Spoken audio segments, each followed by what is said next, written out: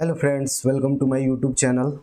आज हम लोग Bihar board class 10th social science का जो भी मैट्रिक एग्जाम में क्वेश्चंस पूछे गए थे उसके प्रीवियस ईयर्स क्वेश्चंस को हम लोग सॉल्व कर रहे हैं। और इससे पहले 2024 का जो फर्स्ट शिफ्ट का सोशल साइंस का एग्जाम हुआ था उसमें हम लोगों ने 30 क्वेश्चंस को ऑलरेडी इससे पहले वाला वीडियो में हम लोगों ने सॉल्व किया था।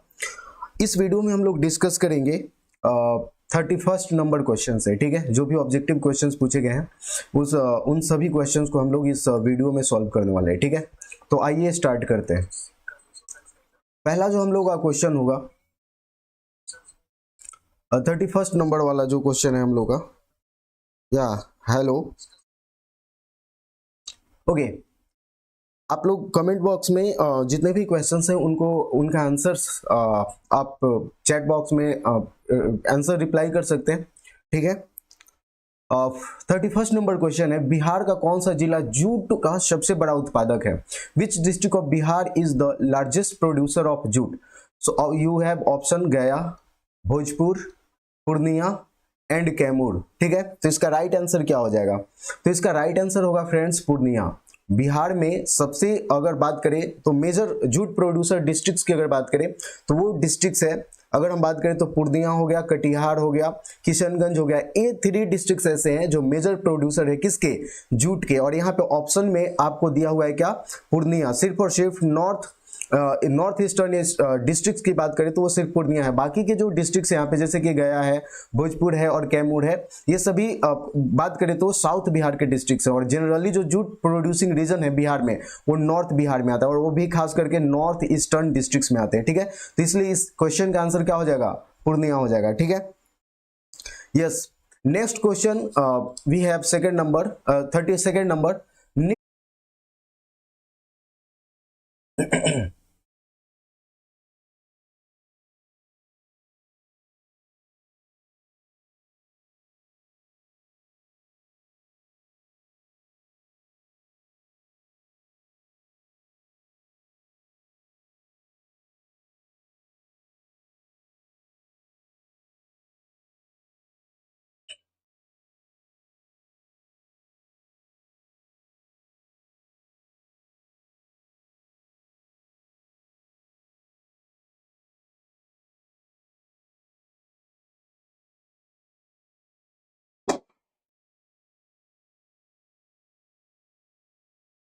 ओके, हाँ, तो हम लोगों ने 47 नंबर क्वेश्चन तक देख लिया कि 1974 का जो जन संघर्ष था उसे किस नाम से जानते हैं?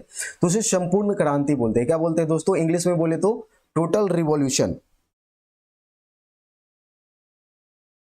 यस। 48 नंबर क्वेश्चन है हम लोगों का, मुद्रा, बैंकिंग, संचार जैसे मामले किस सूची में रखे गए हैं?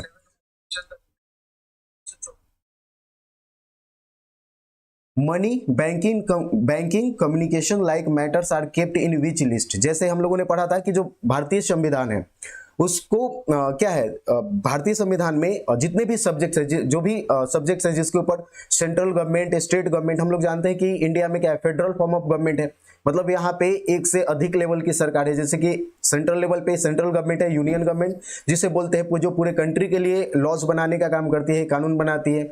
उसी तरीके से जो जितने भी स्टेट्स है वहां पे भारत में सभी स्टेट्स में क्या है, अपने अपने स्टेट गवर्नमेंट है। तो सेंट्रल गवर्नमेंट और स्टेट गवर्नमेंट के बीच में क्या है, सब्जेक्ट्स को इंडियन कॉन्स्टिट्यूशन में क्या किया गया है, डिवाइड करके रखा गया है।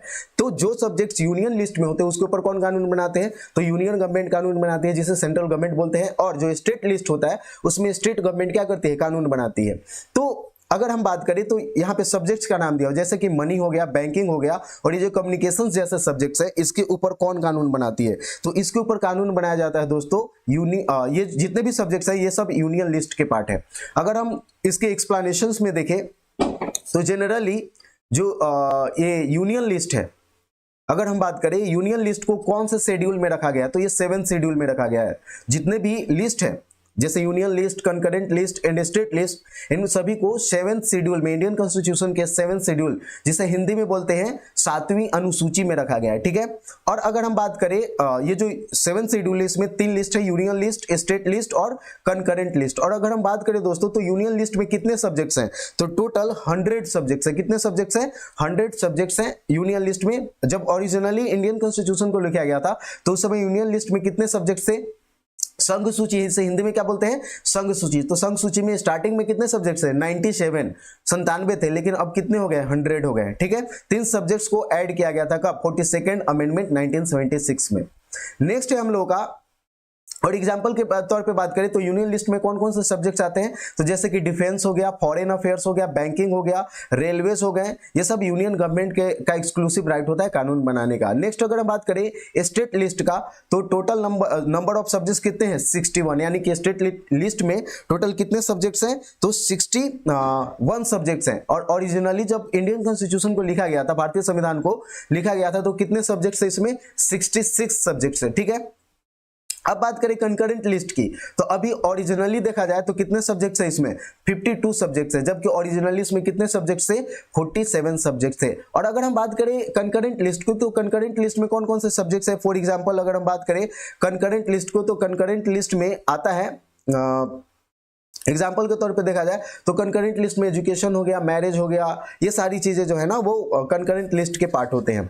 और कंकरेंट लिस्ट और यूनियन लिस्ट, ये जो कंकरेंट लिस्ट में जितने भी सब्जेक्ट्स हैं, इनके ऊपर दोनों सरकार कानून बना सकती है, जैसे स्टेट गवर्नमेंट भी और सेंट्रल गवर्नमेंट भी कानून बना सकते हैं। और सोच के देखो कि अगर सेम सब्जेक्ट्स है, सेम सब्जेक्ट, जैसे मान लो कोई एजुकेशन से रिलेटेड इश्यूज है, उसके ऊपर स्टेट गवर्नमेंट भी कानून बनाती है, सेंट्रल गवर्नमेंट भी कानून बनाती है, तो किसका कानून माना जाएगा? तो यहाँ पे सेंट्रल गवर्नमेंट अगर उस सब्जेक्ट के ऊपर कानून बना देती है तो स्टेट गवर्नमेंट का कानून खत्म और सेंट्रल गवर्नमेंट का कानून क्या होगा? लागू हो जाएगा, ठीक है। ये पूरा का पूरा ये सिस्टम है यूनियन लिस्ट और स्टेट लिस्ट और कंकरेंट लिस्ट का। तो हमारा आंसर क्या हो जाएगा? राइट आंसर क्या हो जाएगा 48 नंबर क्वेश्चन का? ए हो जाएगा यूनियन लिस्ट। नेक्स्ट क्वेश्चन है संविधान की 12वीं अनुसूची का संबंध किससे है? तो इसका राइट आंसर क्या हो जाएगा? नगर निगम के, ये नगर पालिका के कार्य क्षेत्र से रिलेटेड है। किससे रिलेटेड है दोस्तों? ज्यूरिसडिक्शन ऑफ म्यूनिसिपैलिटी, ये है आप लोगों का। इसका राइट आंसर क्या हो जाएगा? ए हो जाएगा। 49 नंबर क्वेश्चन का राइट आंसर हो जाएगा ए, नगर पालिका का कार्य क्षेत्र। और अगर बात करें 11th शेड्यूल किससे रिलेटेड है, तो 11th शेड्यूल जो रिलेटेड है दोस्तों, वो रिलेटेड है पंचायती राज से। यहाँ पे आप देख सकते हैं इसके एक्सप्लेनेशन में कि जो कंकरेंट लिस्ट, ये जो 12th शेड्यूल है, इसमें ये रिलेटेड है म्यूनिसिपैलिटी से। और ये जो 12th शेड्यूल ऐड किया गया था वो कौन से अमेंडमेंट से लाया गया था? तो कौन से कॉन्स्टिट्यूशनल अमेंडमेंट था? 74th constitutional amendment 1992। और 73rd कॉन्स्टिट्यूशनल अमेंडमेंट से पंचायती राज को क्या किया गया था? ऐड किया गया था, यानी कि पंचायती राज की व्यवस्था 73वें संविधान संशोधन के द्वारा 1992 में, यही 73वां संविधान संशोधन भी 1992 में ही हुआ था। और जो 74वां संविधान संशोधन है वो भी कब किया गया था? 1992 में ही किया गया था, ठीक है। नेक्स्ट है हम लोग का क्वेश्चन 50 नंबर क्वेश्चन है, हिंदी के अलावा किस अन्य भाषाओं को संविधान द्वारा अनुसूचित भाषा के रूप में मान्यता प्राप्त है? तो बोला है क्या? हिंदी के अलावा how many other languages are recognised at schedule languages by the constitution besides Hindi? Besides मतलब हिंदी के साथ साथ, मतलब हिंदी ऑलरेडी इंक्लूडेड है, हिंदी के साथ साथ और कितनी भाषाओं को भारतीय इंडियन कॉन्स्टिट्यूशन में शेड्यूल किया गया है? तो आप देखोगे 21 हो जाएगा, यानी कि टोटल कितने भाषाएं हैं भारतीय संविधान में? 22 भाषाएं हैं। 22 भाषाओं को संवैधानिक भाषा का दर्जा दिया गया है, जिसमें से हिंदी भी है और साथ साथ 21 और हो जाएगा। तो ठीक है, इसका करेक्ट आंसर क्या हो जाएगा? बी हो जाएगा, 22 भाषा। और ये कौन से अनुसूची में है? तो ये 8वीं अनुसूची में। आपको याद रखना है कि 8th शेड्यूल में भाषाओं के बारे में व्यवस्था की गई है कि जितने भी कॉन्स्टिट्यूशनल लैंग्वेजेस होंगे उनके लिए व्यवस्था की गई है 8th शेड्यूल में संविधान के। नेक्स्ट क्वेश्चन है 51 नंबर क्वेश्चन, राजनीतिक दलों की नींव सर्वप्रथम किस देश में पड़ी? In which country was the foundation of political parties laid for the first time? तो पहली बार पॉलिटिकल पार्टीज का फाउंडेशन किस देश में रखा गया था? तो इसका करेक्ट आंसर ऑप्शन है आपके पास Britain, France, India, United States. तो इसका करेक्ट आंसर क्या हो जाएगा? इसका करेक्ट आंसर हो जाएगा ब्रिटेन। तो ब्रिटेन में पहली बार पार्टी सिस्टम की स्थापना की गई थी, पॉलिटिकल पार्टीज की स्थापना की गई थी। अभी अगर बात करें तो ब्रिटेन में कितने पार्टी हैं? तो एक है लेबर पार्टी और दूसरा क्या है? Conservative party. तो 2 पार्टी है, बाई पार्टी सिस्टम है, 2 पार्टी सिस्टम है ब्रिटेन में। उसी तरीके से अमेरिका की बात करें, यूएसए की बात करें तो वहां पे भी कितने पार्टी सिस्टम है? तो 2 पार्टी सिस्टम है। कौन कौन सा? तो आप देखोगे 2 पार्टी सिस्टम है जिसमें डेमोक्रेट्स एंड रिपब्लिकन है। तो डेमोक्रेट से अभी जो बाइडेन अभी राष्ट्रपति है, और रिपब्लिकन पार्टी से अमेरिका में कौन है? Donald Trump. अभी यूएसए में क्या है? इलेक्शंस भी चल रहा है। तो अभी डेमोक्रेट पार्टी से कौन कैंडिडेट है? प्रेसिडेंशियल कैंडिडेट कमला हैरिस। और रिपब्लिकन पार्टी से अभी कौन है? तो डोनाल्ड ट्रंप जो है वो इलेक्शंस में फाइट कर रहे हैं। तो 2 पार्टी सिस्टम वहां पे भी है अमेरिका में। नेक्स्ट, अच्छा बताइए भारत में कौन सा पार्टी सिस्टम है? आप कमेंट करके बता सकते हैं कि भारत में, यस, भारत में कौन सा पार्टी सिस्टम है? Multi party system, 1 party system, 2 party system और मल्टी पार्टी सिस्टम। ये आपको चैट बॉक्स में लिख करके बताइए जल्दी से। ओके, नेक्स्ट क्वेश्चन है हम लोग का 52 नंबर क्वेश्चन। नर्मदा घाटी परियोजना का संबंध किन राज्यों से है? नर्मदा घाटी परियोजना का संबंध किन राज्यों से है? आपके ऑप्शंस है गुजरात, राजस्थान, उत्तर प्रदेश, या फिर बी ऑप्शन है महाराष्ट्र, गोवा, कर्नाटका, सी ऑप्शन है गुजरात, महाराष्ट्र, मध्य प्रदेश, महाराष्ट्र, मध्य प्रदेश या छत्तीसगढ़। आप लोग बताइए जल्दी से, इसका करेक्ट आंसर क्या होगा? 52 नंबर क्वेश्चंस का राइट आंसर हो जाएगा सी होगा। इसका करेक्ट आंसर क्या हो जाएगा? Yes, multi party system. सही है इशित्वा, आपका सही है। तो मल्टी पार्टी सिस्टम, इंडिया में मल्टी पार्टी सिस्टम है, करेक्ट। 52 नंबर क्वेश्चन का आंसर कीजिए। इसका आंसर हो जाएगा क्या? गुजरात, महाराष्ट्र एंड मध्य प्रदेश। ठीक है। अगर बात करें नर्मदा रिवर का, तो नर्मदा रिवर कहां से ओरिजिनेट करती है? तो ये मध्य प्रदेश के अमरकंटक की पहाड़ी से निकलती है। और अमरकंटक की पहाड़ी से 2 रिवर ओरिजिनेट करती है। एक सोन रिवर जो कि बिहार में आकर के गंगा नदी में मिल जाती है पटना के पास, और दूसरी रिवर जो है वो अमरकंटक से ही निकलती है जिसका नाम है नर्मदा रिवर, जो कि ये मध्य प्रदेश होते हुए, मध्य प्रदेश गुजरात होते हुए, मध्य प्रदेश महाराष्ट्र होते हुए, मध्य प्रदेश से लेकर के गुजरात होते हुए कहां चली जाती है? अरेबियन सी में जाकर के अपने आप को ड्रेन करती है। यस, करेक्ट आंसर सी है, आपका करेक्ट आंसर है। नेक्स्ट है 53 नंबर क्वेश्चन। वेस्ट इंडीज संघ की स्थापना कब हुई थी? इस क्वेश्चन का आंसर कीजिए। वेस्ट इंडीज जो when was the West Indies federation established? Okay, West Indies federation की स्थापना कब हुई थी? वेस्ट इंडीज फेडरेशन की स्थापना हुई थी दोस्तों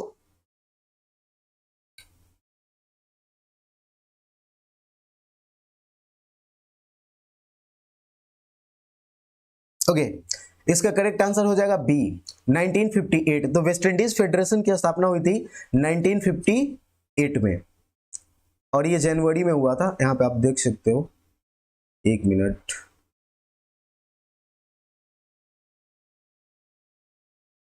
yes, West Indies federation was established on 3 January 1958, correct. Next 54 number है। स्थानीय स्वशासन को संविधान के किस अनुच्छेद में स्थान दिया गया है? In which article of the constitution has the local self government been given a place? तो क्या आर्टिकल 31 में लोकल सेल्फ गवर्नमेंट के बारे में बताया गया है, या आर्टिकल 35, आर्टिकल 40 या आर्टिकल 42? यस यस, वो करेक्ट था। नेक्स्ट क्वेश्चन 54 नंबर क्वेश्चन का आंसर कीजिए जल्दी से। स्थानीय स्वशासन को संविधान के किस अनुच्छेद में स्थान दिया गया है?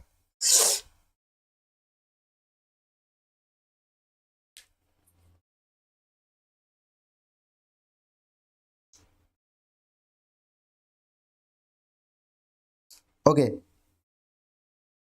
जल्दी से रिप्लाई कीजिए।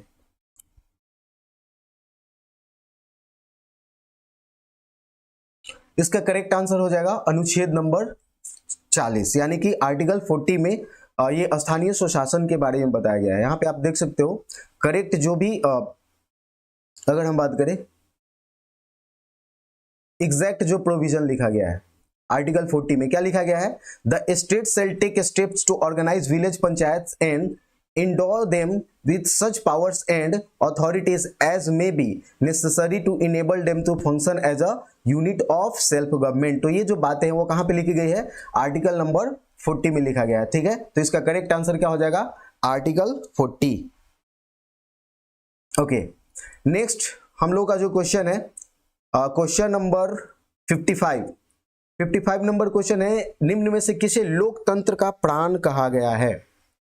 विच of the following has been called the life line of democracy?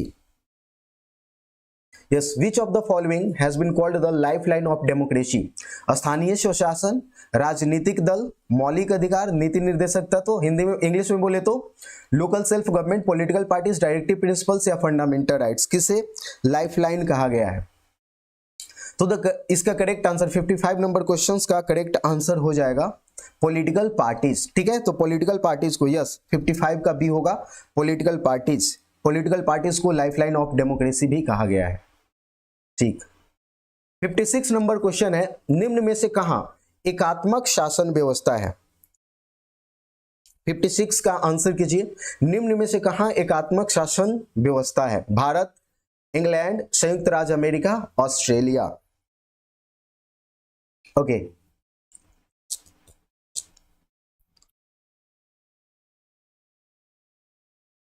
इसके करेक्ट आंसर होगा, आंसर कीजिए, इसका करेक्ट आंसर हो जाएगा इंग्लैंड। तो इंग्लैंड में यूनिटरी फॉर्म ऑफ गवर्नमेंट है। Which of the following has the unitary system of government? तो यूनिटरी सिस्टम ऑफ गवर्नमेंट जो है फ्रेंड्स वो कहां पे है? ब्रिटेन में। ठीक है, बाकी अगर बात करें इंडिया का, तो इंडिया में भी क्या है? फेडरल फॉर्म ऑफ गवर्नमेंट है। संयुक्त राज्य अमेरिका यूएसए में भी क्या है? फेडरल फॉर्म ऑफ गवर्नमेंट है। ऑस्ट्रेलिया में भी क्या है? फेडरल फॉर्म ऑफ गवर्नमेंट है। तो इसका करेक्ट आंसर क्या हो जाएगा? इंग्लैंड। और एक्सप्लेनेशंस में भी देख लेते हैं कि फेडरल फॉर्म ऑफ गवर्नमेंट ये इंग्लैंड के साथ साथ और कौन कौन से देशों में फेडरल फॉर्म ऑफ गवर्नमेंट की व्यवस्था है। तो यहां पे आप देख सकते हो, एक मिनट,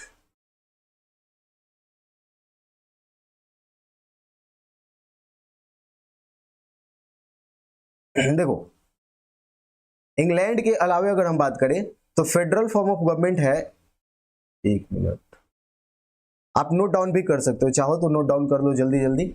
ये यूनाइटेड किंगडम हो गया जो कि इंग्लैंड है, उसके साथ साथ France, Japan, China, Italy, South Korea, Norway, Spain, Denmark और स्वीडन, इन ये जितने भी कंट्रीज है यहाँ पे क्या है? यूनिटरी फॉर्म ऑफ गवर्नमेंट है। यूनिटरी सिस्टम ऑफ गवर्नेंस बोल सकते हो, यूनिटरी फॉर्म ऑफ गवर्नमेंट बोल सकते हो। तो कितने कौन कौन से कंट्रीज में? यूनाइटेड किंगडम हो गया, फ्रांस हो गया, Japan, China, Italy, South Korea, Norway, Spain, Denmark and Sweden, इन सभी कंट्रीज में यूनिटरी फॉर्म ऑफ गवर्नमेंट है। अगर बात करें और कहां पे फेडरल फॉर्म ऑफ गवर्नमेंट कहां पे है, तो फेडरल फॉर्म ऑफ गवर्नमेंट है यूनाइटेड स्टेट्स, इंडिया, जर्मनी, ये सभी कंट्रीज में क्या है?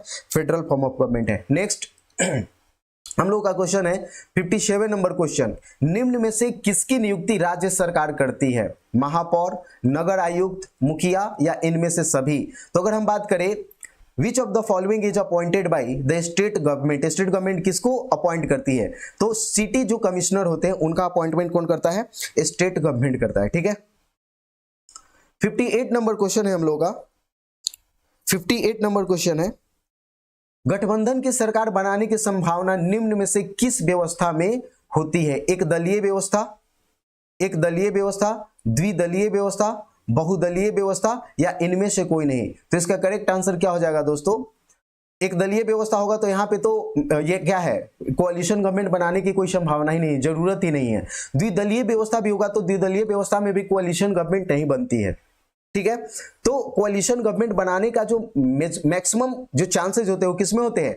बहुदलीय व्यवस्था में होता है। और आप देखते हो इंडिया में क्या है? बहुदलीय व्यवस्था है, मल्टी पार्टी सिस्टम है। तो मल्टी पार्टी सिस्टम में क्या होता है कि बहुत सारे लोग मिल करके क्या करते हैं? बहुत सारी पॉलिटिकल पार्टीज मिल करके जब उन्हें मेजोरिटी प्रूफ करना होता है और एक सिंगल पार्टी को मेजोरिटी नहीं मिलता है इलेक्शंस में, तो वो क्या करते हैं? बहुत सारे पॉलिटिकल पार्टीज मिल करके मेजोरिटी प्रूफ करने का काम करते हैं और इस तरीके से कोalition गवर्नमेंट रन करते हैं। तो इसका राइट आंसर क्या हो जाएगा? सी, बहुदलीय व्यवस्था, और इंग्लिश में बोले तो मल्टी पार्टी सिस्टम में कोalition गवर्नमेंट की पॉसिबिलिटी ज्यादा रहती है। 59 नंबर क्वेश्चन है हम लोग का, निम्न में से क्या क्षेत्रवाद की भावना का एक कुपरिणाम है? इंग्लिश में अगर बोले तो विच of the following is a bad result of spirit of regionalism? Regionalism का मतलब क्या होता है? क्षेत्रवाद होता है। क्या होता है? क्षेत्रवाद। तो क्षेत्रवाद वाली जो भावना, इसका कुपरिणाम क्या होता है? तो इसका राइट आंसर हो जाएगा बी ऑप्शन, अलगाववाद। क्या होगा? बी ऑप्शन हो जाएगा अलगाववाद। और अगर इंग्लिश में बोले तो, इंग्लिश में अगर हम बात करें तो इसे क्या बोलेंगे? सेपरेटिज्म। इसका करेक्ट आंसर क्या हो जाएगा? सेपरेटिज्म। नेक्स्ट क्वेश्चन है 60 नंबर, कार्यपालक पदाधिकारी की नियुक्ति कहां की जाती है? इंग्लिश में बोले तो where is the executive officer appointed? तो एग्जीक्यूटिव ऑफिसर का अपॉइंटमेंट कहां पे होता है? म्यूनिसिपल कॉर्पोरेशन में होता है। इसका करेक्ट आंसर क्या हो जाएगा? Municipal corporations. नेक्स्ट है 61 नंबर क्वेश्चन, निम्न में से कहां सामाजिक विभाजन का आधार क्या था, भाषा।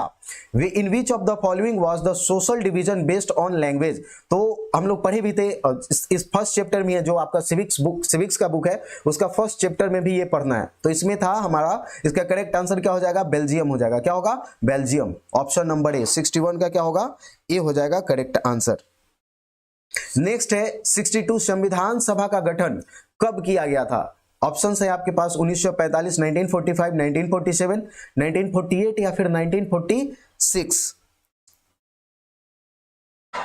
तो संविधान सभा का गठन जो होगा ये 1946 में किया गया था। ठीक है, इसका इलेक्शन जुलाई में हुआ था और अगस्त में ये संविधान सभा का गठन भी कर दिया गया था। लेकिन पहली जो बैठक हुई थी वो संविधान सभा की कब हुई थी, आप बता सकते हो कि संविधान सभा की जो पहली बैठक हुई थी वो 9 दिसंबर 1946 को हुआ था। ठीक है, और इसके जो टेम्पररी प्रेसिडेंट थे, संविधान सभा के जो टेम्पररी प्रेसिडेंट थे वो कौन थे, तो टेम्पररी प्रेसिडेंट थे वो सचिदानंद सिन्हा थे। यहाँ पे आप देख सकते हो। ठीक है, टोटल इसका टाइमलाइन है फॉर्मेशन ऑफ कॉन्स्टिट्यूएंट असेंबली, ये 1946 है। और एग्जैक्ट डेट की बात करें तो 15 अगस्त 1946 में इसका फॉर्मेशन हुआ था। और ये कौन से मिशन के अकॉर्डिंग किया गया था, तो कैबिनेट मिशन प्लान। याद रखना है कि कैबिनेट मिशन प्लान के अकॉर्डिंग क्या किया गया था, कॉन्स्टिट्यूएंट असेंबली का गठन किया गया था। और जब जनरली जब स्टार्टिंग फेज में जब कॉन्स्टिट्यूएंट असेंबली बना तो इसमें कितने मेंबर्स थे, 389 मेंबर्स थे। कितने मेंबर्स थे फ्रेंड्स, 389। और जब इंडिया और पाकिस्तान का 1947 में डिवीजन हो जाता है उसके बाद टोटल जो संविधान सभा में मेंबर्स बच जाते हैं वो कितने बचते हैं, तो 299 मेंबर्स होते हैं। और 299 में से भी अगर देखा जाए तो 229 मेंबर्स जो थे वो ब्रिटिश इंडिया से थे और 70 मेंबर्स कहां से थे, तो प्रिंसली स्टेट से थे। तो हम लोग जानते हैं, हम लोगों को पता है, यस हम लोग को पता है क्या पता है कि एक ब्रिटिश का डायरेक्ट, इंडिया में कुछ ऐसे क्षेत्र थे जहां पे ब्रिटिश का क्या होता था, डायरेक्ट कंट्रोल होता था। तो उन जहां पे ब्रिटिश गवर्नमेंट का डायरेक्ट कंट्रोल था इंडियन टेरिटरीज के ऊपर, वहां से कितने रिप्रेजेंटेटिव्स इलेक्ट होकर के आए थे, तो आप देखोगे कि मतलब बच गए थे इंडिया में। जब इंडिया का पार्टीशन हो गया तो 229, और जो देसी राजा राजवाड़े जो प्रिंसली स्टेट्स थे वहां से 70 मेंबर्स कॉन्स्टिट्यूएंट असेंबली में थे। ठीक है, तो आफ्टर डिवीजन 299 मेंबर्स बचे। और जब स्टार्टिंग फेज में जब कॉन्स्टिट्यूएंट असेंबली का गठन किया गया था तो कितने मेंबर्स थे, टोटल 389 मेंबर्स थे। तो ये आपको याद रखना है। ठीक है, और अगर बात करें और भी चीजें थी, जैसे कि फर्स्ट मीटिंग इसका हुआ था 9 दिसंबर को और इसी में डॉक्टर राजेंद्र प्रसाद को परमानेंट मेंबर इलेक्ट किया गया था। ठीक है, और ये 11 दिसंबर से परमानेंट मेंबर के रूप में काम किए थे। तो 9 दिसंबर वाला जो मीटिंग हुआ था वो नॉन परमानेंट जो प्रेसिडेंट थे, अध्यक्ष जिसे बोलते हैं, वो सचिदानंद सिन्हा थे। और 11 दिसंबर से परमानेंट कॉन्स्टिट्यूएंट असेंबली के प्रेसिडेंट चेयरमैन मिल चुके थे, जिसे क्या बोलते हैं हम, जो कौन थे, राजेंद्र प्रसाद थे। उसी तरीके से देखोगे ड्राफ्टिंग कमेटी बनाया गया था। तो ड्राफ्टिंग कमेटी का गठन कब किया गया था, 29 अगस्त 1947 को। और इसके चेयरमैन कौन थे, डॉक्टर BR अम्बेडकर, भीमराव अम्बेडकर थे इसके क्या है, चेयरमैन थे ड्राफ्टिंग कमेटी का। आप देखोगे कि हमारा कॉन्स्टिट्यूशन बन करके रेडी कब हो गया था और इसको कब एडॉप्ट किया गया था, तो 1949 में। और अगर एग्जैक्ट डेट की बात करें तो 26 नवंबर 1949। लेकिन इसको लागू कब किया गया था, तो इसे लागू किया गया था पूर्ण रूप से 26 जनवरी 1950 को। ठीक है, आगे बढ़ते हैं। नेक्स्ट क्वेश्चन हम लोग का 63 नंबर क्वेश्चन हम लोग का क्या है, योजना आयोग का गठन कब हुआ। यस, योजना आयोग का करेक्ट है आपका, योजना आयोग का गठन कब हुआ था। ऑप्शन है आपके पास 1948, 1950, 1954, 1952। आप आंसर कर सकते हो जल्दी से। यस, क्वेश्चन नंबर 63 का आंसर क्या होगा, योजना आयोग का गठन कब हुआ था। तो फ्रेंड्स, योजना आयोग का जो गठन हुआ था वो 15 मार्च 1950 को हुआ था। कब हुआ था, 1950 को। तो योजना आयोग का गठन 1950 को। इसका राइट आंसर क्या हो जाएगा, बी हो जाएगा। नेक्स्ट है, भारत की पहली मानव विकास रिपोर्ट कब जारी की गई थी। तो आप देखोगे आपके पास ऑप्शन है, अगर इंग्लिश में बात करें तो when was the first human development report of India. तो human development report of India की बात कर रहा है। एक वर्ल्ड लेवल पे ह्यूमन डेवलपमेंट रिपोर्ट इशू किया जाता है। और यहाँ पे बात करें तो ह्यूमन डेवलपमेंट रिपोर्ट जो है इंडिया की बात करें तो पहली बार इंडिया का ह्यूमन डेवलपमेंट रिपोर्ट कब जारी किया गया था, तो इसका किया गया था दोस्तों सी ऑप्शन, अप्रैल 2002 में इंडिया का पहला ह्यूमन डेवलपमेंट रिपोर्ट रिलीज किया गया था। नेक्स्ट है 65 नंबर क्वेश्चन, गरीबी रेखा निर्धारण का कैलोरी मानदंड किसने दिया था। आपके पास ऑप्शंस है, क्वेश्चंस नंबर भी साथ में लिखते जाइएगा, जो भी आप आंसर्स कर रहे हैं तो उसके साथ साथ में क्वेश्चंस भी क्वेश्चन नंबर भी लिखते जाइएगा कि कौन से क्वेश्चंस का आपने ऑप्शन सिलेक्ट किया है, ठीक है। नहीं तो डायरेक्ट बता सकते हैं, आंसर्स भी लिख सकते हैं। नेक्स्ट है 65 नंबर क्वेश्चन, गरीबी रेखा निर्धारण का कैलोरी मानदंड किसने दिया था? तेंदुलकर समिति, योजना आयोग, नीति आयोग या राष्ट्रीय विकास परिषद। अगर इंग्लिश में बोले तो who gave the calorie criteria for determining the poverty line? Tendulkar committee, planning commission, national development council या नीति आयोग। इसका करेक्ट आंसर क्या हो जाएगा? इसका करेक्ट आंसर होगा friends planning commission. Planning commission ने क्या किया था? ये कैलोरी मानदंड दिया था गरीबी रेखा का निर्धारण करने के लिए। और हम लोग जानते हैं गरीबी रेखा के निर्धारण के लिए कैलोरी मानदंड की बात करें तो रूरल एरिया में कितना रखा गया है? तो 2400 calorie per day, 2400 calorie per day पर पर्सन। यानी कि एक व्यक्ति अगर 2400 कैलोरी का रिक्वायरमेंट पूरा नहीं कर पा रहा है तो क्या होगा? बीपीएल हो जाएगा। क्या हो जाएगा? बीपीएल में आएगा। बीपीएल मतलब ये मान लो ये पॉवर्टी लाइन है। क्या है? ये पॉवर्टी लाइन है, गरीबी रेखा है। तो गरीबी रेखा 24 कैलोरी चाहिए रूरल एरिया में, और कोई भी व्यक्ति अगर 2400 कैलोरी कंज्यूम नहीं कर पा रहा है, अफोर्ड नहीं कर पा रहा है 2400 कैलोरी कंज्यूम करना। अब जो भी फूड हम लोग खाते हैं, कार्बोहाइड्रेट्स और सारी चीजें लेते हैं तो उसमें कैलोरी होता है। तो उस कैलोरी के बेसिस पे हम लोग डिसाइड करते हैं कि पॉवर्टी लाइन में वो व्यक्ति आएगा या नहीं आएगा। तो जो भी पॉवर्टी लाइन से नीचे होता है उसे क्या बोलते हैं? बीपीएल बोलते हैं। और जो अबव होता है यानी कि 2400 कैलोरी का रिक्वायरमेंट को फुलफिल कर लेता है तो उसे क्या बोलते हैं? एपीएल कैटेगरी में बोलते हैं, अबव पॉवर्टी लाइन बोलते हैं। और अगर ये अर्बन एरिया की बात करें तो रूरल एरिया में 2400 कैलोरी है। बताइए, आप चैट बॉक्स में बता सकते हैं कि अर्बन एरिया में, या फिर कॉमेंट बॉक्स में भी बता सकते हैं कि अर्बन एरिया में कितने कैलोरी का रिक्वायरमेंट होता है ये पॉवर्टी लाइन से ऊपर रहने के लिए। पॉवर्टी लाइन का निर्धारण कितने कैलोरी पे किया गया है। नेक्स्ट क्वेश्चन है हम लोग का 66 नंबर, भूमि का पारिश्रमिक क्या कहलाता है? What is the remuneration of land called? Land से जो हमें पैसा मिलता है, रिम्यूनरेशन मिलता है, उसे क्या बोलते हैं हम? ब्याज बोलते हैं, मजदूरी बोलते हैं, लाभ बोलते हैं या फिर लगान बोलते हैं। अगर इंग्लिश में बोले तो इंटरेस्ट, वेजेस, प्रॉफिट या रेंट। क्या बोलते हैं आप लोग बता सकते हो? तो इसे बोलते हैं फ्रेंड्स डी ऑप्शन, रेंट बोलते हैं। तो भूमि से जो हमें पारिश्रमिक मिलता है, रिम्यूनरेशन मिलता है, उसे हम क्या बोलते हैं? रेंट बोलते हैं। तो इसका करेक्ट आंसर क्या हो जाएगा? यस, करेक्ट है आपका 2400 कैलोरी। सही है प्रिया कुमारी, आपका सही है। इशित्वा का भी सही है, urban area 2400 calorie, correct. Next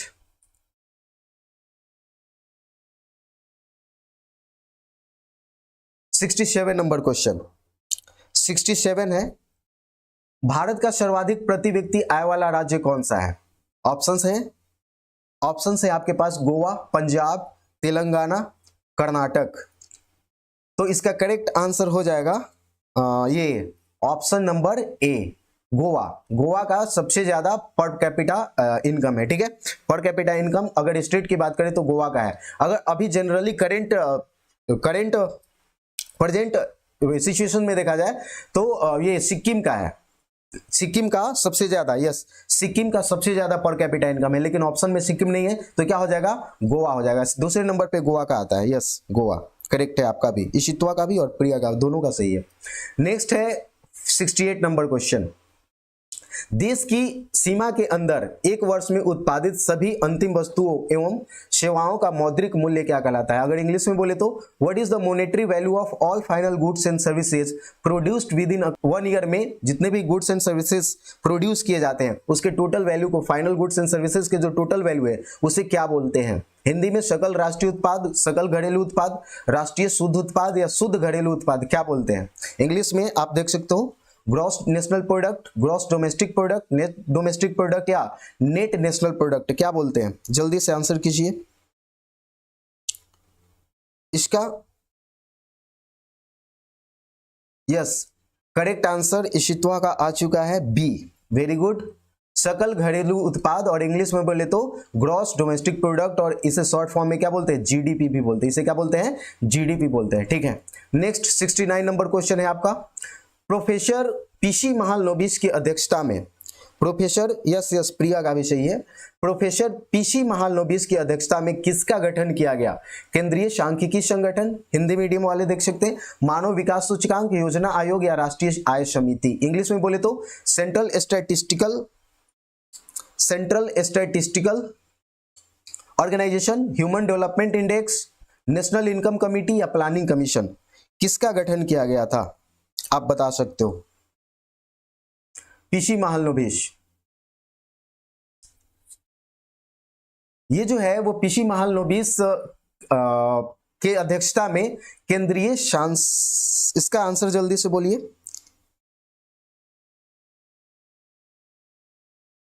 इसका करेक्ट आंसर हो जाएगा केंद्रीय सांख्यिकी संगठन। अगर इंग्लिश में बोले तो सेंट्रल स्टैटिस्टिकल ऑर्गेनाइजेशन का ये क्या बोलते हैं, गठन किया गया था पीसी महालनोबिस की अध्यक्षता में। यस 69 का हो जाएगा, 69 का ये, यस ए करेक्ट है। 70 नंबर क्वेश्चन है, निम्न में से किस देश की मुद्रा, यस दोनों लोगों का सही है, प्रिया एंड इशित्वा दोनों लोगों का, आप लोगों का करेक्ट है। निम्न में से किस देश की मुद्रा रुपया है? आप लोग बता सकते हो। 70 नंबर क्वेश्चंस का आंसर कर सकते हैं।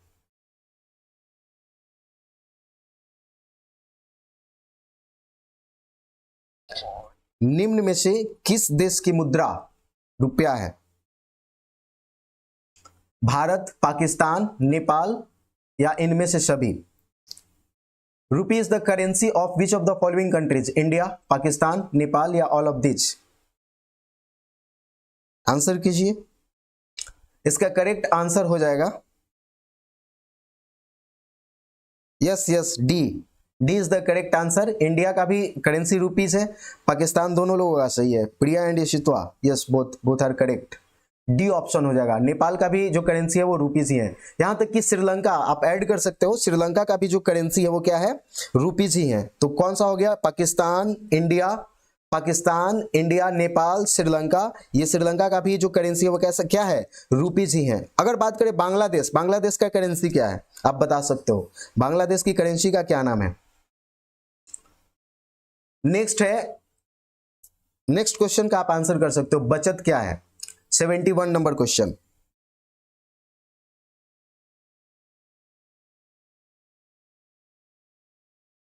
यस 71 नंबर क्वेश्चन का आंसर कर सकते हो जल्दी से। बचत क्या है? What is saving? Difference between consumption and saving, difference between income and consumption, difference between consumption and production या नन ऑफ दिस? क्या है इसका करेक्ट आंसर? हिंदी में भी आप देख सकते हो, उपभोग तथा बचत का अंतर, आय तथा उपभोग का अंतर, उपभोग तथा उत्पादन का अंतर, या इनमें से कोई नहीं? टका, यस इशित्वा करेक्ट आंसर है आपका टका। यस 71 का हो जाएगा करेक्ट आंसर बी। इसका 71 का आंसर हो जाएगा B. Difference between income and consumption, savings क्या होता है? Savings equal to income minus expenditure भी बोल सकते हो। एक्सपेंडिचर जो भी खर्च करते हैं हम लोग, तो खर्च क्या करते हैं, खर्च करने के लिए क्या करते हैं हम, कंजम्पशन ही करते हैं, तो कंजम्पशन करने के लिए हम लोग खर्च करते हैं। तो इसका करेक्ट आंसर क्या हो जाएगा, बी हो जाएगा, आय तथा उपभोग का अंतर। मतलब कंजम्पशन, इनकम एंड कंजम्पशन का जो भी मतलब हमारा इनकम हो रहा है और खर्च कर रहे हैं, उसके बाद जो भी बचेगा वो हमारा सेविंग कहलाता है। ठीक है, नेक्स्ट 72 नंबर क्वेश्चन है। 72 नंबर है, निम्न में से शाख पत्र नहीं है, शाख पत्र नहीं है। Which of the following is not a credit of letter of credit? शाख पत्र नहीं है, कौन सा शाख पत्र नहीं है? ऑप्शन है आपके पास, चेक, अधिविकर्ष, बैंक ड्राफ्ट या प्रतिज्ञा पत्र। इंग्लिश में बोले तो क्या होगा, चेक, ओवरड्राफ्ट, बैंक ड्राफ्ट या प्रोमिसरी नोट? क्या नहीं है, बताना है कि इनमें से कौन सा लेटर ऑफ क्रेडिट नहीं है, जल्दी से बताइए। 72 नंबर क्वेश्चन का आंसर। ओके, इसका करेक्ट आंसर होगा, अभी तक आंसर नहीं आया आप लोगों का, इसका आंसर हो जाएगा, करेक्ट आंसर हो जाएगा ओवरड्राफ्ट। ओवरड्राफ्ट जो है वो क्या है, शाख पत्र नहीं है, लेटर ऑफ क्रेडिट नहीं है। यहाँ पे आप देख सकते हो, आपके जो बुक है, सिविक्स का जो बुक है, चैप्टर नंबर 4 में बहुत ही अच्छे तरीके से लिखा हुआ है। ये टोटल 8 टाइप्स हैं क्या है, शाख पत्र के, जिन्हें हम शाख पत्र बोलते हैं। टोटल 8 क्या बोल सकते हैं आपके पास, ये कहाँ गया क्वेश्चन,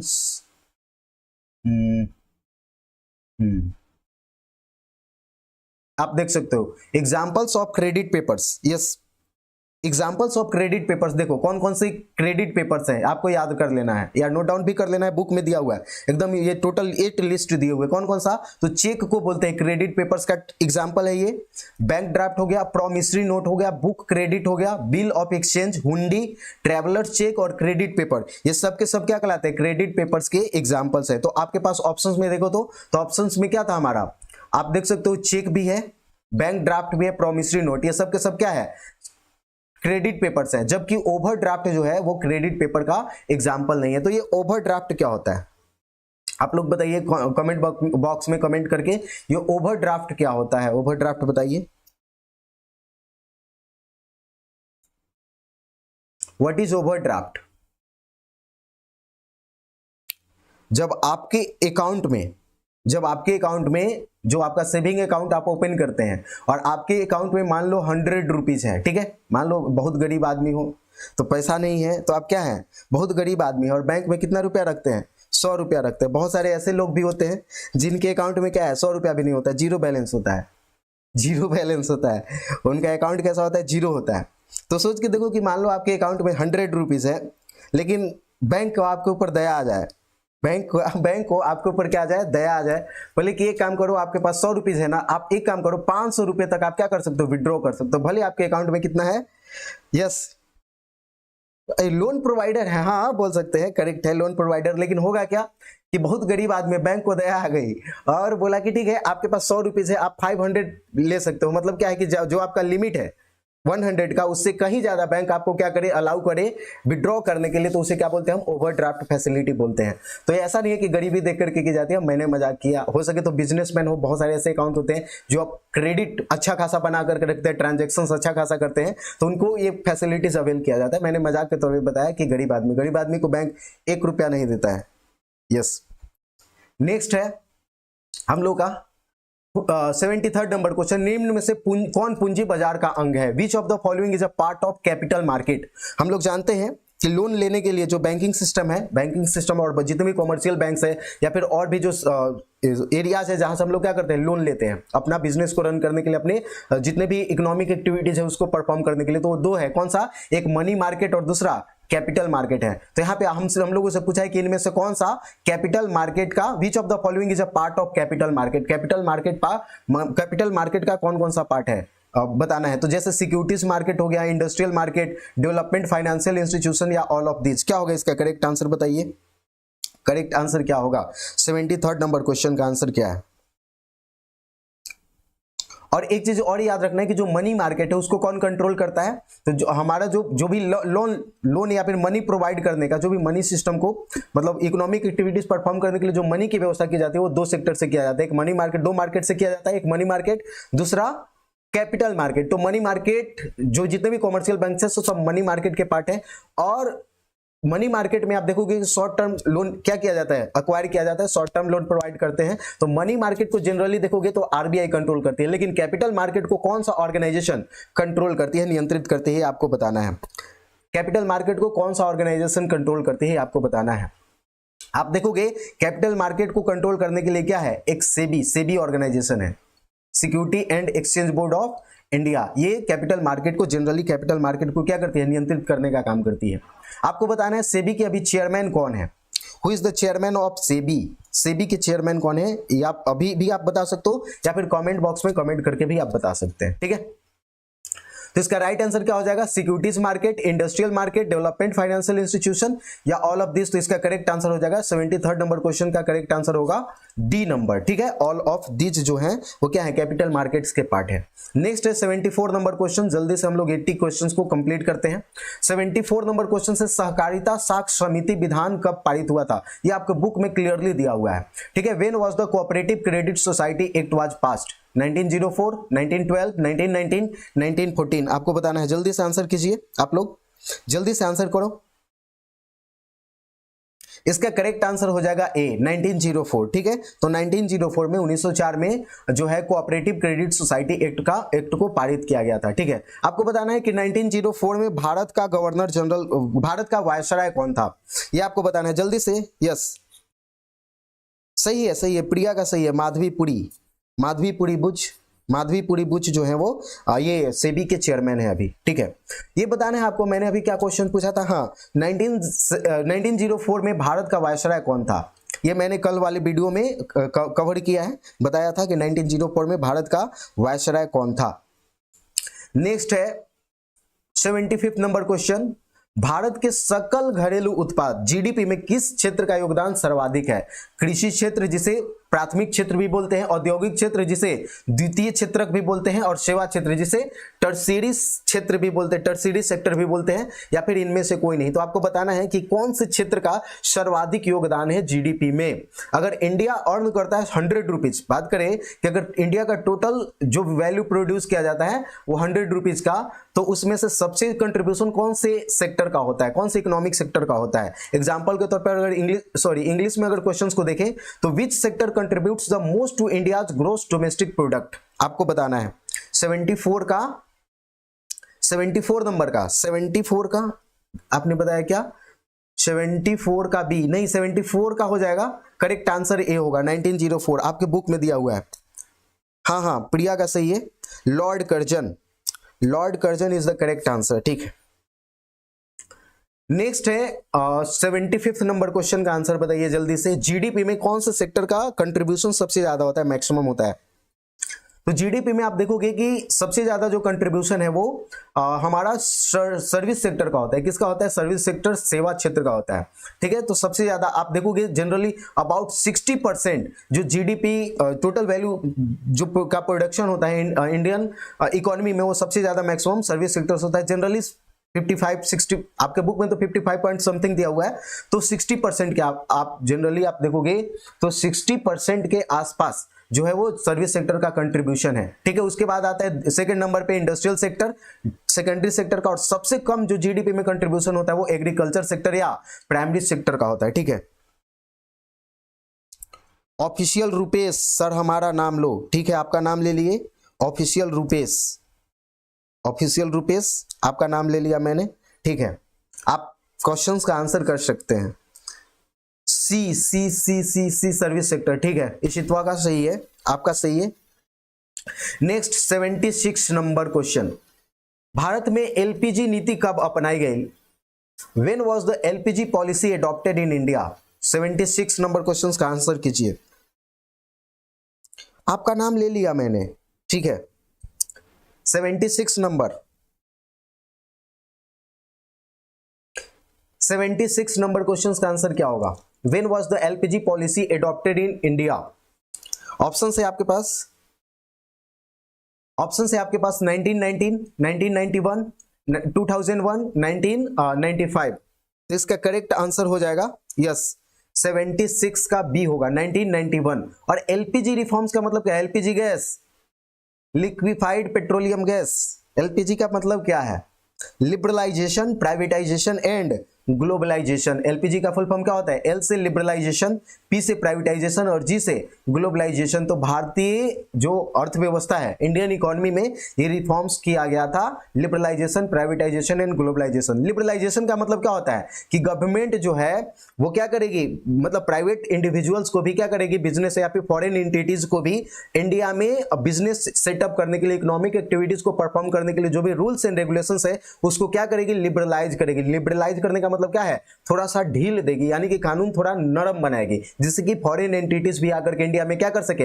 इन्वेस्ट कर सके। प्राइवेट एंटिटीज भी इंडिया में आकर के इकोनॉमिक एक्टिविटीज कर सके, प्रोडक्शन कर सके और बिजनेस कर सके। तो ये होता है लिबरलाइजेशन। प्राइवेटाइजेशन का मतलब वही है कि प्राइवेटाइज करना, जितने भी प्राइवेट सेक्टर्स के लोग हैं वो आकर के अपना इस्टेब्लिश करके अपना इंडियन इकोनॉमी में पार्टिसिपेट करें। साथ ही साथ ग्लोबलाइजेशन का मतलब क्या है? यानी कि इंडिया जो है अपना इकोनॉमी को फॉरेन कंट्रीज के साथ क्या करेगी? ट्रेड रिलेशंस एस्टैब्लिश करेगी, यानी कि फॉरेन कंट्रीज को भी मौका मिलेगा इंडियन मार्केट में आकर के अपने गुड्स को सेल करने का, इंडिया में आकर के प्रोड्यूस करने का। इंडिया भी जो है वो फॉरेन कंट्रीज में जाकर के अपने गुड्स को, इंडियन जो मैन्युफैक्चरर्स है वो अपना गुड्स जो भी सामान है वो बना करके मैन्युफैक्चर करके दूसरे कंट्रीज में शेयर कर सकते हैं। यस, आपका हिस्ट्री करा देंगे, ठीक है, ओके 8 क्लास का हिस्ट्री करा देंगे, ठीक है। वीडियोस अपलोड कर देंगे बना करके, ठीक है। बिहार बोर्ड का बुक हिस्ट्री का देखे हैं, गजब टाइप का है, पढ़ाने में दिमाग हिल जाता है, उससे कहीं ज्यादा एनसीईआरटी बहुत अच्छा है। बिहार बोर्ड का बुक करवाने में हालत खराब होता है, अजीब तरीके का लिखा हुआ है। नेक्स्ट है, खनन को किस क्षेत्र में शामिल करते हैं? खनन को किस क्षेत्र में शामिल करते हैं? Mining is included in which sector? Mining is included, 77 number question का आंसर कीजिए आप लोग। Mining is included in which sector? Agriculture sector, industrial sector, service sector. Agriculture sector को क्या बोलते हैं? प्राइमरी सेक्टर, इंडस्ट्रियल सेक्टर को सेकेंडरी सेक्टर और सर्विस सेक्टर को टर्शियरी सेक्टर बोलते हैं। तो आप लोग बता सकते हो कि माइनिंग को किस में इंक्लूड करते हैं? तो इसका करेक्ट आंसर हो जाएगा एग्रीकल्चर, यानी कि प्राइमरी सेक्टर का पार्ट है। यहां पे आप देख सकते हो कि जो माइनिंग है वो एग्रीकल्चर सेक्टर का पार्ट होता है। और एग्रीकल्चर सेक्टर में और कौन कौन से आते हैं? तो आप देख सकते हो यहाँ पे, कहाँ गया, yes, primary sector. Indian economy is traditionally divided into 3 main sectors. कितने मेन सेक्टर्स में इंडियन इकोनॉमी को डिवाइड किया गया है? यस, 77 का ए हो जाएगा। इंडियन इकोनॉमी को 3 सेक्टर्स में, जैसे प्राइमरी सेक्टर होगा, और प्राइमरी सेक्टर में apart from mining and agriculture क्या क्या आता है? तो देख लो, यहाँ पे नोट डाउन कर सकते हो। एग्रीकल्चर हो गया, माइनिंग हो गया, fishing, forestry and oil extraction. मतलब जो क्रूड ऑयल का एक्सट्रैक्शन है, जितने भी सऊदी अरेबिया, फिर जो भी इंडिया में भी निकाला जाता है, आसाम में, तो आसाम में जो भी, हाँ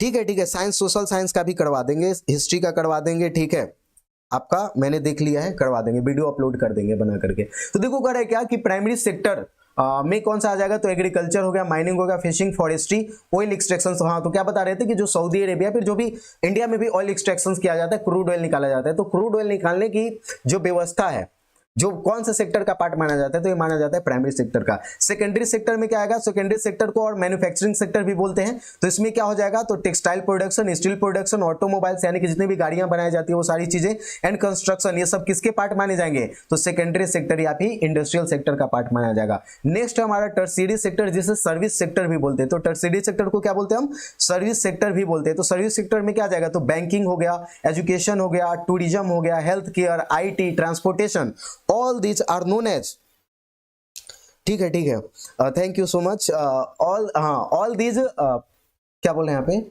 हाँ, all these sectors are known as, और ये जितने भी इकोनॉमिक एक्टिविटीज है, एग्जांपल के तौर पे बैंकिंग हो गया, एजुकेशन हो गया, टूरिज्म हो गया, हेल्थ केयर, IT, ट्रांसपोर्टेशन, ये सब के सब सर्विस सेक्टर के पार्ट माने जाते हैं। तो यहाँ में हमसे क्या पूछा था? माइनिंग का। तो माइनिंग किसका हो जाएगा? एग्रीकल्चर सेक्टर का होगा। नेक्स्ट है 78 नंबर, व्यापारिक बैंक का एजेंसी कार्य क्या है? हम लोग पढ़े थे कि बैंकिंग, आप जो भी आपका बुक है, क्या बोलते हैं, इकोनॉमी का, तो चैप्टर नंबर कौन सा है? 4 नंबर चैप्टर में ये जितने भी फाइनेंशियल इंस्टीट्यूशंस है उसमें बैंक के जो भी फंक्शंस है वो पढ़ना है। तो उसमें दिया गया था क्या? ऋण देना, लॉकर सुविधा देना, प्रतिभूतियों का क्रय विक्रय करना या जमा स्वीकार करना। ये कौन सा कार्य है जो एजेंसी कार्य में कहलाता है? आप बता सकते हैं। तो एजेंसी कार्य क्या होगा? Which of the following, which is the agency function of commercial bank? Commercial bank का एजेंसी फंक्शंस क्या है? To give loan, buying, selling and securities, to provide locker, to accept deposits. जल्दी से आंसर कीजिए।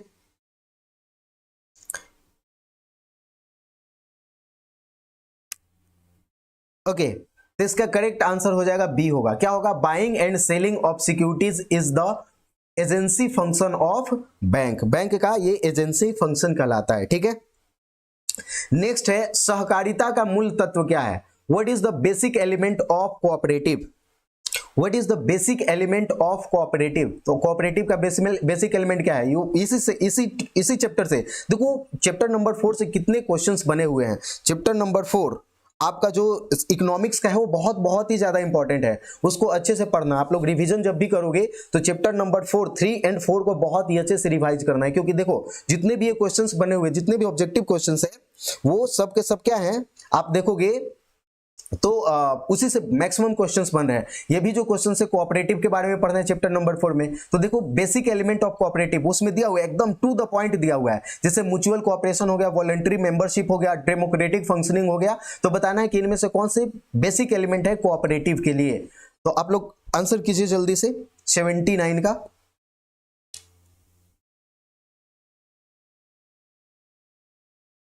Okay, तो इसका correct हो जाएगा ऑल ऑफ दीज हो जाएगा। क्या होगा? ऑल ऑफ दीज, यानी कि सब के सब क्या है, ये बेसिक एलिमेंट है कोऑपरेटिव के। म्यूचुअल कोऑपरेशन होना चाहिए, वॉलंटरी मेंबरशिप भी रहता है, जबरदस्ती किसी को मेंबर नहीं बनाया जाता, साथ ही साथ डेमोक्रेटिक फंक्शनिंग होता है। What is the meaning of democratic functioning? क्या हुआ? ये इलेक्शन कमीशन इलेक्शन कंडक्ट करवाता है। डेमोक्रेटिक फंक्शनिंग का मतलब क्या हुआ? डेमोक्रेटिक फंक्शनिंग का मतलब ये हुआ कि जितने भी कोऑपरेटिव में, जो भी कोऑपरेटिव ग्रुप बना, उसमें जितने भी डिसीजंस लिए जाएंगे वो सभी मेंबर्स का राय मशवरा करके फाइनल डिसीजन लिया जाएगा, यानी कि सभी की सहमति से डिसीजन लिया जाता है। इसीलिए इसे क्या बोलेंगे हम? डेमोक्रेटिक फंक्शनिंग बोलेंगे। ठीक है, तो इसका करेक्ट आंसर क्या हो जाएगा? All of these. 79 का डी हो जाएगा। नेक्स्ट है 80 नंबर क्वेश्चन है, निम्न में से किसके द्वारा पूंजी निर्माण होता है? किसके द्वारा पूंजी निर्माण होता है? उपभोग से, विनिमय से, बचत से या विनियोग से? आपको बताना है कि निम्न में से किससे पूंजी निर्माण होता है। Which of the following leads to capital formation? Consumption, exchange, saving या इन्वेस्टमेंट? आपको बताना है। 80 का क्या हो जाएगा? 80 नंबर क्वेश्चन का आंसर कीजिए। लास्ट क्वेश्चन है हम लोग का। उसके बाद ये जो फर्स्ट शिफ्ट है 2024 का सोशल साइंस का, वो कंप्लीट हो जाएगा ऑब्जेक्टिव। उसके बाद हम लोग नेक्स्ट वीडियो में देख लेंगे कि नेक्स्ट वीडियो में हम लोग देखेंगे कि ये इसके short answer and long answer कौन कौन से चैप्टर से बन रहे हैं और कौन कौन से क्वेश्चंस, किस तरीके के क्वेश्चंस पूछे जा रहे हैं। ठीक है, तो इसको हम लोग एनालाइज करेंगे नेक्स्ट वीडियो में। लास्ट क्वेश्चन है हम लोग का 80 नंबर का आंसर जल्दी से कीजिए। यस, 80 का डी। ठीक है, प्रिया का आंसर आ चुका है। 80 का क्या होगा? डी होगा। निम्न में से किसके द्वारा? तो क्या होगा? पूंजी कैपिटल फॉर्मेशन किससे होता है? इन्वेस्टमेंट से होता है। ठीक है, कंजम्पशन करने से, खा पी के पूंजी निर्माण नहीं कर सकते। सेविंग से पूंजी निर्माण नहीं होता। सेविंग से क्या होता है? इन्वेस्टमेंट होता है। सेविंग जब आपके पास होगी तो आप क्या करोगे? इन्वेस्टमेंट करोगे, और जब इन्वेस्टमेंट करोगे तो क्या होगा? कैपिटल फॉर्मेशन होगा, पूंजी निर्माण होगा। तो बोल सकते हैं कि सेविंग एक प्रोसेस है कैपिटल फॉर्मेशन का, लेकिन आप ये नहीं बोल सकते सेविंग करने से, बचा के बचत बैंक में अपना जो भी आपका इनकम है, इनकम को सेव करके मतलब कंजम्पशन करके जो भी आपका बच रहा है वो सेविंग हुआ, और उस सेविंग को ले जाकर के बैंक में रख दोगे तो उससे कैपिटल फॉर्मेशन नहीं होगा। सेविंग को क्या करना पड़ेगा? इन्वेस्ट करना पड़ेगा। तो इसका करेक्ट आंसर क्या हो जाएगा? डी होगा, इन्वेस्टमेंट। यस, सी है, सॉरी डी होगा इसका करेक्ट आंसर। 80 का सी प्रिया का सही है। नेक्स्ट हम लोग ये 2024 का फर्स्ट शिफ्ट का पेपर कंप्लीट होता है ऑब्जेक्टिव का। नेक्स्ट क्वेश्चन में हम लोग नेक्स्ट जो हम लोग का वीडियो होगा उसमें एनालाइज करेंगे ये जितने भी क्वेश्चन है, शॉर्ट आंसर वाले और लॉन्ग आंसर वाले, देखेंगे कहां से कौन कौन से सब्जेक्ट से क्वेश्चन किस प्रकार का बन रहा है। ठीक है, तो इस वीडियो में इतना ही रहने देते हैं। और हाँ, नेक्स्ट जो हम लोगों का क्लास होगा कल, उसमें अपने फ्रेंड्स को भी साथ में लाना न भूलिएगा। उनको भी आप लोग क्या कर सकते हैं? इनवाइट कर सकते हैं लाइव सेशन में जुड़ने के लिए, और आप लोग मिल करके क्या कर सकते हैं? आंसर्स कर सकते हैं और चीजों को नोट डाउन कर सकते हैं, इंपॉर्टेंट पॉइंट्स को डिस्कस कर सकते हैं, क्वेश्चंस को। ठीक है, तो मिलते हैं नेक्स्ट वीडियो में, तब तक के लिए धन्यवाद, टेक केयर। और हाँ, वीडियो को लाइक जरूर कर दीजिएगा अच्छा लगे तो। ठीक है।